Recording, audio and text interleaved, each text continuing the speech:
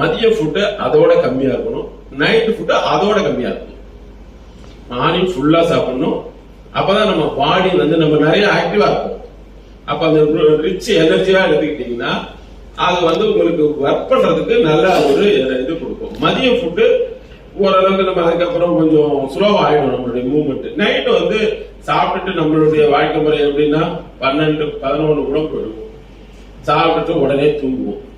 இதனாலதான் நிறைய பேருக்கு தொப்பை, செரிமான கோளாறு, காத்து பிரச்சனை இதெல்லாம் வரும். பட் ஃபுட்டை வந்து முதல்ல சிஸ்டம் பண்ணுங்க. உங்களுடைய எக்ஸசைஸ் இதெல்லாம் வந்து சரி பண்ணுங்க. மைண்ட ஃப்ரீ பண்ணணும்.